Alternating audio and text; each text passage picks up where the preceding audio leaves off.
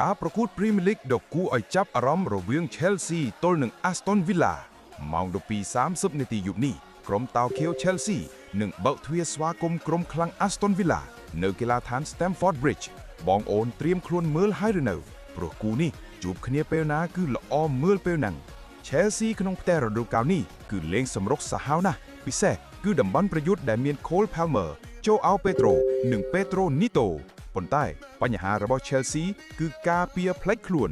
ចំណែកឯ Aston Villa ក្រោមការដឹកនាំរបស់ Unai Emery គឺជំនាញខាងដាក់អន្ទះនិង V-ball Oli Watkins គឺលឿនណាស់បើ Chelsea ហ៊ានតែរុញខ្ពស់ដឹងតែត្រូវហើយគូនេះគឺប្រភេទបាល់វាយទៅវាយមកអត់មានអ្នកណាខ្លាចអ្នកណាទេសម្រាប់តម្រុយក្របបាល់របស់ខ្ញុំគឺទី1គូនេះដាច់ខាតត្រូវតែ over ខ្ញុំធានាថាគូនេះនឹងរកផ្លូវសុទ្ធចូលទីរៀងខ្លួនទី2 Aston Villa មិនងាយចាញ់ទេខ្ញុំហ៊ានឲ្យ Aston Villa រងឬស្មើទី3ខ្ញុំទាយថាចប់អាចលទ្ធផល 2-2 ឬ 1-2 Aston Villa នឹងធ្វើបានល្អជាង